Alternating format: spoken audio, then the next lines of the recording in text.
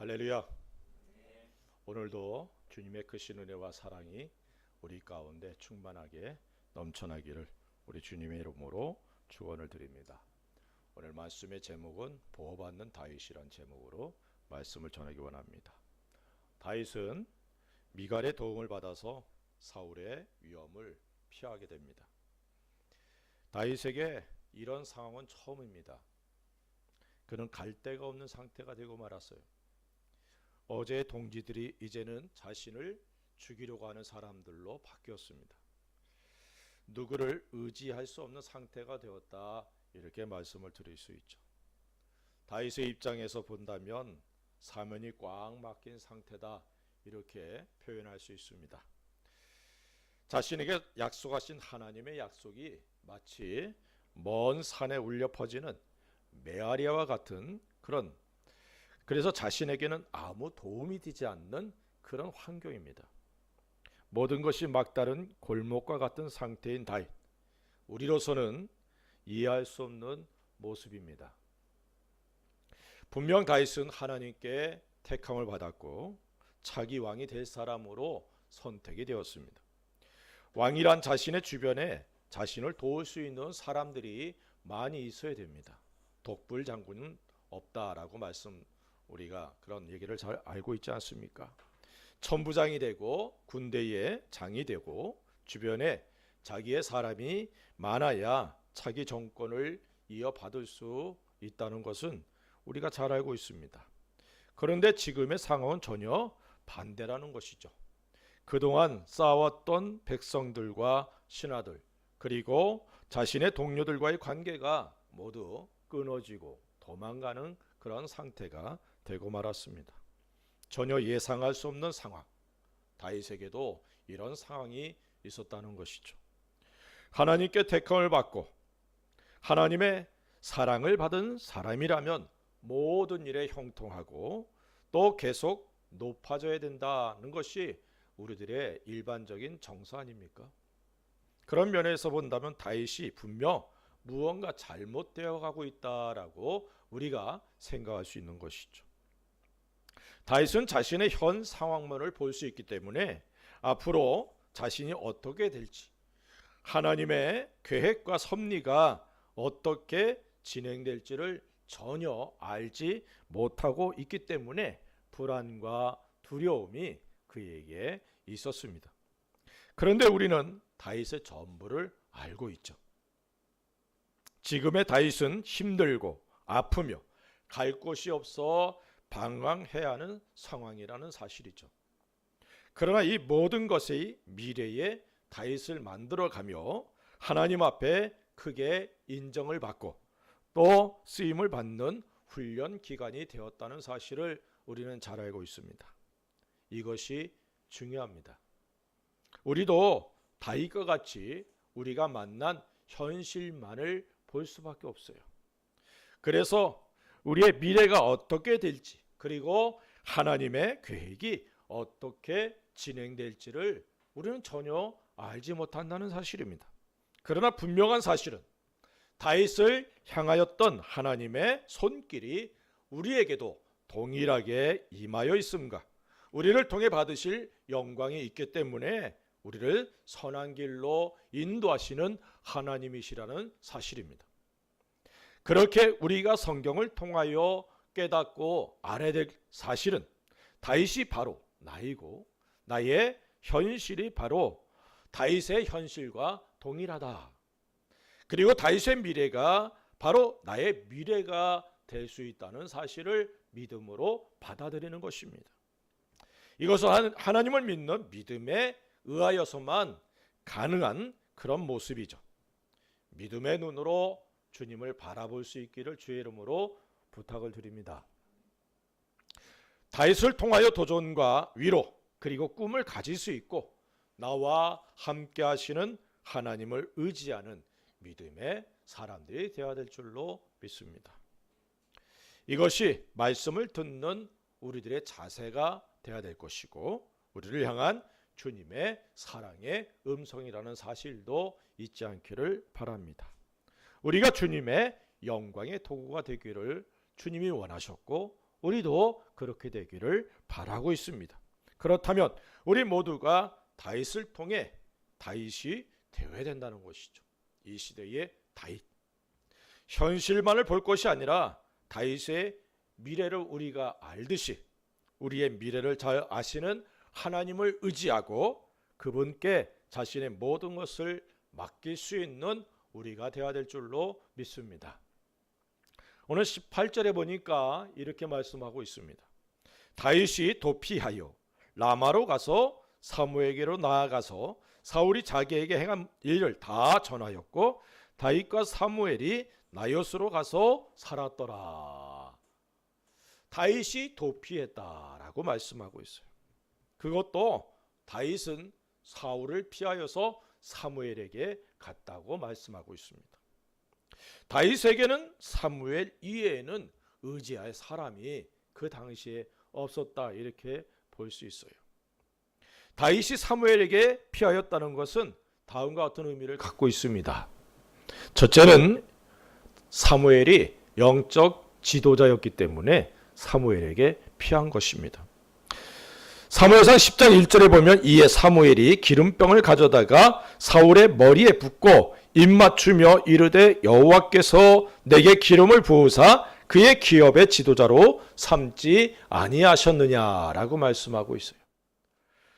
또한 사무엘상 16장 13절에는 사무엘이 기름 뿔병을 가져다가 그의 형제 중에서 그에게 부었더니 이날 이후로 다윗이 여호와의 영에게 크게 감동되니라 사무엘이 떠나서 라마로 가니라 라고 말씀하고 있어요. 이스라엘의 초대 왕이었던 사울 그리고 그 뒤를 이어서 왕이 된 다윗 이 두 사람에게 기름을 부었던 사람이 바로 사무엘입니다. 그런 면에서 사무엘은 하나님이 인정하는 하나님의 사람이었고 그 시대의 모든 백성들에게 존경받는 영적인 지도자였다는 사실을 우리가 알 수 있습니다. 사울이 왕이 되기 이전에는 백성들의 실질적인 지도자가 사무엘 이외에는 없었다는 사실입니다.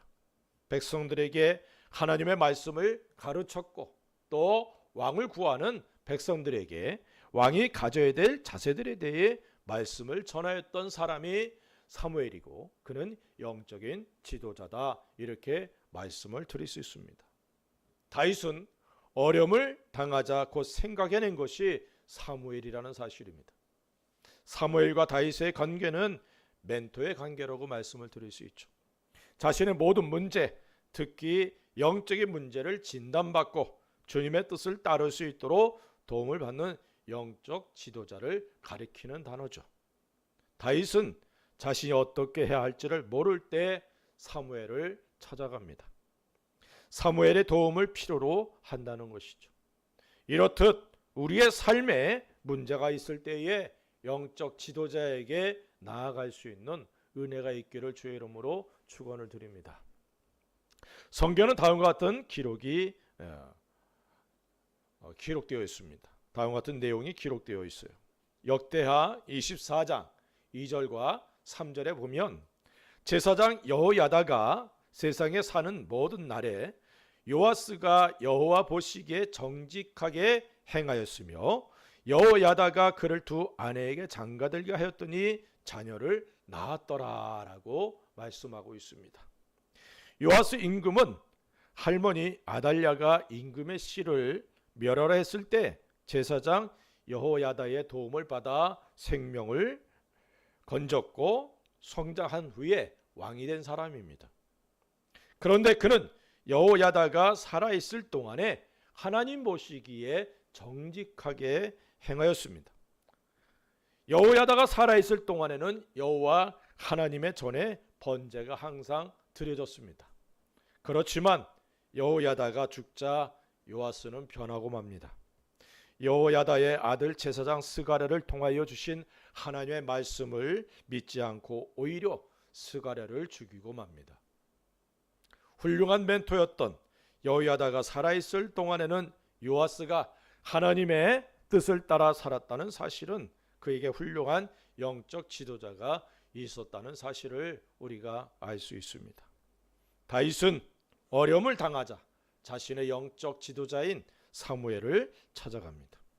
사무엘을 통하여 다윗은 지금의 현실이 무엇을 의미하는지, 하나님의 계획은 무엇인지를 알고자 하는 것이죠. 힘들고 어려울 때에 다윗과 같은 자세를 갖는 우리가 되어야 될 줄로 믿습니다. 두 번째는 사무엘은 사울도 손을 댈 수 없는 그런 사람이기 때문에 사무엘에게 피하는 것이죠. 10장 1절에서 우리가 보았던 것처럼 사울이 사무엘에 의해서 기름 부음을 받고 이스라엘의 왕이 되었습니다. 사울이 아무리 다윗을 미워하고 죽이고자 하여도 사울에게도 사무엘은 영적 지도자로서 무시할 수 없는 그런 존재였다는 사실입니다. 자신이 왕이 된 것도 사무엘이 기름을 부었기 때문이죠. 사무엘을 부인하고 죽인다면 결국 자신의 권위의 근거가 끊어지고 무너지는 것이죠. 이 사실을 잘 알고 있었기 때문에 사무엘을 참 껄끄럽게 여겼다라고 말씀을 드릴 수 있어요. 그렇게 다윗은 주저함 없이 사무엘에게 도피하였음을 알 수 있습니다. 사무엘에게는 그 누구도 그의 권위를 부인할 수 없는 하나님의 사람이었습니다. 비록 자신이 왕이 되어 있다 할지라도 사울의 권위는 사무엘을 통해서 하나님께서 주신 겁니다. 영적 지도자의 권위는 하나님께 있다는 사실을 잊지 않기를 바랍니다. 사무엘을 버리고 왕을 구한 백성들을 향하여 하나님께서는 백성이 사무엘을 버린 것이 아니라 하나님을 버린 것이라고 말씀하고 있어요. 다시 말하면 사무엘은 하나님의 대리자이며 그의 권위는 하나님이시라는 사실을 알게 해주는 그런 말씀입니다. 영적 지도자들은 하나님께서 세운 권위라는 사실을 우리가 잊어서는 안 될 줄로 믿습니다.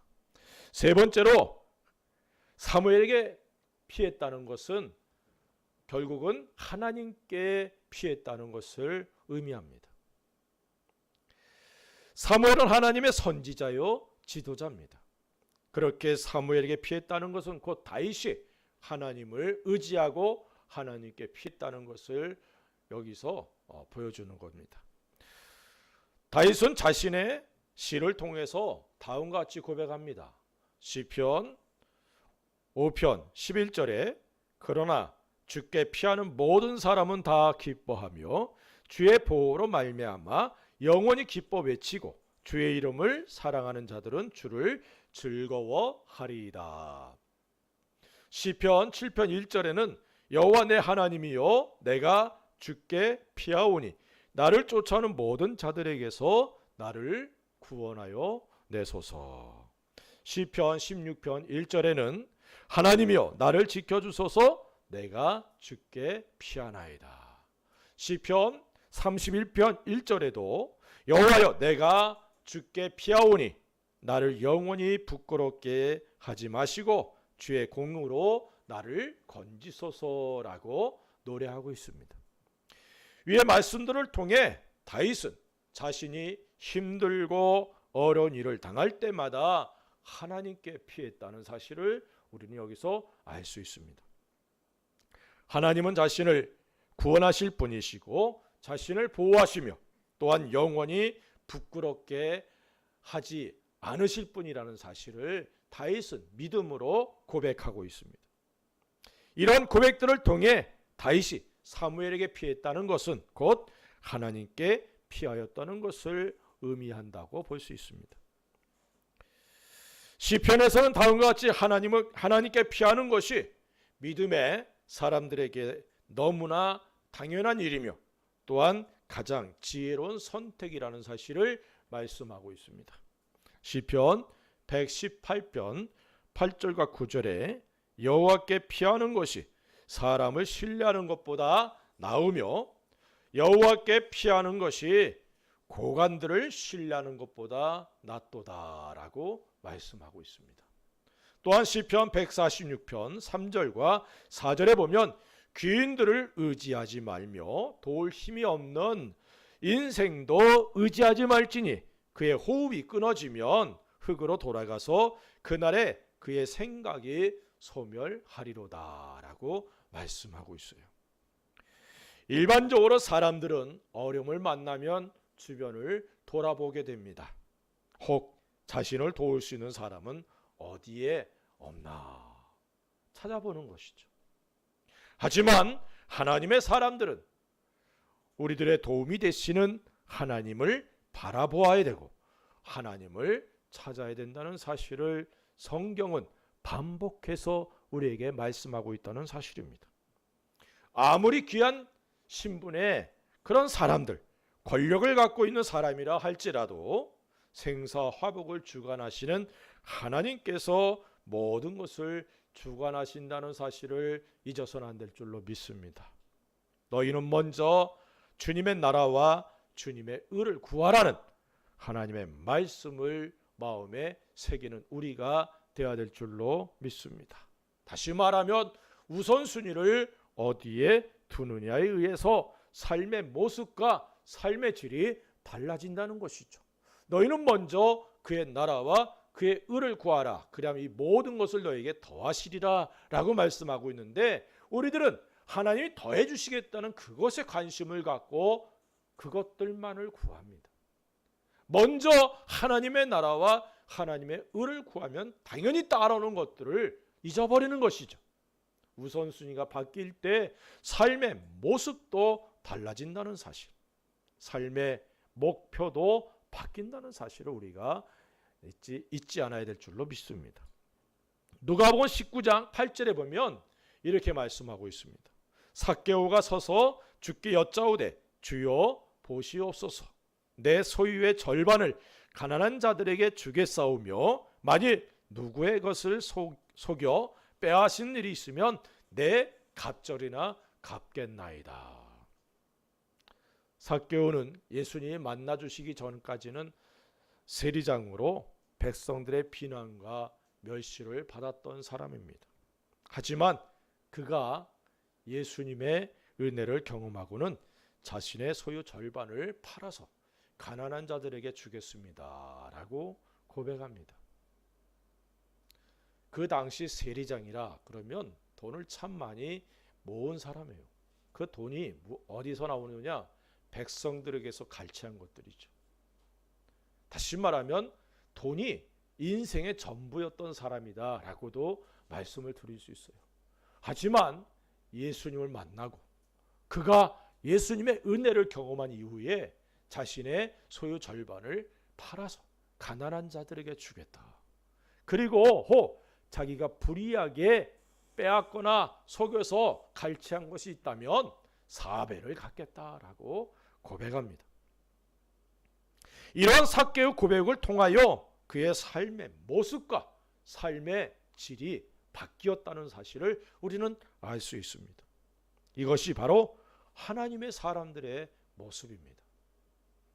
당연히 그리스도인인 우리들의 모습이어야 된다는 사실이죠.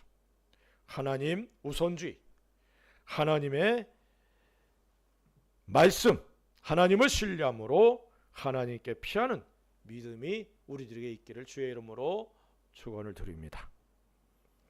다윗은 자신의 생애 속에서 오직 하나님을 의지하고 하나님께 피하였던 사람입니다. 하나님께서 다윗의 보호가 되셨고 인도자, 구원자가 되어 주셨습니다. 이런 다윗의 신앙이 오늘의 말씀을 통하여 사무엘에게 피하였다는 사실을 통해 알 수 있다는 것이죠. 하나님의 도우심, 하나님의 보호하심, 하나님의 인도하심, 하나님의 능력을 믿고 그분께 피할 수 있는 믿음의 사람들이 되시기를 주의 이름으로 축원을 드립니다. 하나님이 우리들의 피난처입니다. 다음의 말씀이 우리들에게 도전이 되기를 바랍니다.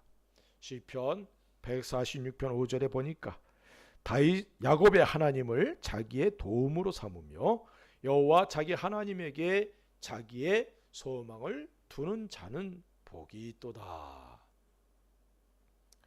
야곱의 하나님을 자기의 도움으로 삼고 하나님께 소망을 둔 사람이 복이 있다라고 말씀하고 있음을 믿고 하나님을 신뢰하며 하나님께 자신의 모든 것을 맡기는 우리들이 되어서 힘들고 어려운 시기이지만 오히려 하나님의 복을 받는 우리들이 되기를 주의 이름으로 다시 한번 축원을 드립니다. 사울은 다윗이 사무엘에게 피한 사실을 알고는 다윗이 있는 곳으로 사람을 보내서 다윗을 죽이려고 합니다. 20절과 21절에 보니까 이렇게 말씀하고 있어요. 사울이 다윗을 잡으러 전령들을 보냈더니 그들이 선지자 무리가 예언하는 것과 사무엘이 그들의 수령으로 선 것을 볼 때에 하나님의 영이 사울의 전령들에게 임함에 그들도 예언을 한지라. 어떤 사람이 그것을 사울에게 알림해 사울이 다른 전령들을 보냈더니 그들도 예언을 했으므로 사울이 세 번째 다시 전령들을 보냈더니 그들도 예언을 한지라 라고 말씀하고 있어요. 사울은 자신의 적이 된 다윗을 죽이려고 사람들을 보냈지만 사울의 의도와는 전혀 다른 결과들을 가져오고 말았습니다. 다윗을 죽이고자 보냄을 받은 사람들이 사무엘을 볼 때에 그들에게 하나님의 영, 성령 하나님이 임하였고 그들이 예언을 하였습니다. 세 번째까지 사람들을 보냈는데 그들 모두가 예언을 하였다라고 말씀하고 있어요. 그렇게 사무엘에게서 다윗을 빼앗아 죽이고자 하는 일은 불가능해지고 말았습니다. 신하들 사이에도 이러한 사실은 하나님께서 다윗과 함께 하시고 그를 보호하시고 계신다는 사실을 알게 해준 결과가 되고 말았습니다. 사울의 입장은 더욱 난처하게 되고 말았어요. 그러자 사울은 자신이 직접 다윗을 죽이고자 사무엘에게로 갑니다. 사무엘에게 나간 사울에게도 하나님의 신이 임하였고 사울도 예언을 하며 심지어 벌거벗은 몸으로 사무엘과 함께한 선지자 무리들과 함께했다라고 성경은 말씀하고 있어요. 23절, 24절에 사울이 라마 나요스로 가니라 하나님의 영이 그에게 또 임하시니 그가 라마 나요스에 이르기까지 걸어가며 예언을 하였으며 그가 또 그의 옷을 벗고 사무엘 앞에서 예언을 하며 하루 밤낮을 벗은 몸으로 누웠더라. 그러므로 속담에 이르기를 사울도 선지자 중에 있느냐 하니라 라고 말씀하고 있어요. 성령 하나님께서 사울에게 임하였습니다. 그러자 사울의 마음속에 다윗을 향하였던 미움이 한순간에 가라앉고 하나님의 강력한 인도하심 속에 예언했다라고 말씀하고 있어요. 그 예언의 내용에 대해서는 기록되어 있지 않지만 아마도 다윗이 왕이 될 것에 대해서 하나님께서 확인해 준 것이 아닌가라고 생각이 들기도 합니다. 그런데 이 사실을 속담에 이르기를 사울도 선지자들 중에 있느냐라고 기록하고 있습니다. 이 말이 갖는 의미는 사울에 대한 긍정적인 평가보다는 그렇지 않은 모습을 보여주고 있죠. 사울이 예언을 하였다는 사실 자체가 놀랍다는 것을 여기서 보여주고 있습니다. 앞서 세 무리로 보내졌던 전령들과는 다른 그런 사람들의 모습과는 다른 이 사울에 대해서 평가하고 있는 그런 반응입니다. 어찌 보면 사울에게 어울리지 않는 모습이었기 때문에 이런 반응이 있게 되었다라고 말씀을 드릴 수 있습니다. 그러나 우리가 여기서 보아야 될 것은 다윗을 보호하시는 하나님의 손길입니다. 사울이 보낸 사람들 그리고 사울마저도 성령 하나님의 인도하심 속에 예언을 하였다는 것은 그들에게서 다윗을 보호하시는 하나님의 선하신 손길을 느낄 수 있는 모습입니다. 사울은 사무엘을 피하면서 곧 다윗을 미워하는 마음이 더 불타게 되고 다윗을 죽이고자 하는 집요함을 보이게 되죠. 사무엘과 함께 있을 때만 잠깐 그 마음이 사라진 것이지 그의 마음이 더욱더 불타게 되었습니다. 자신은 하나님께 버림받았고 다윗이 선택받았다는 이 사실 자체가 사울에게 있어서는 견딜 수 없는 고통이었다는 것이죠. 그러므로 사울이 성령 하나님의 인도하심을 받아 예언을 하였다는 것은 일시적인 현상이었고 다윗을 보호하시고자 하시는 하나님의 손길이 그와 함께했다는 사실을 우리가 알 수 있다는 것입니다. 이후 사울의 생애는 다윗을 죽이고자 하는 일에 전력을 다합니다. 비록 이스라엘의 왕으로서 존재하였지만 그는 하나님께 차기 왕으로 택함을 받고 보호하심을 받고 있는 다윗을 죽이는 일이 자신의 일이라 이렇게 여겼습니다. 다윗을 죽여야 자신의 아들들 중에 왕이 될 것이다 이렇게 생각한 것이죠.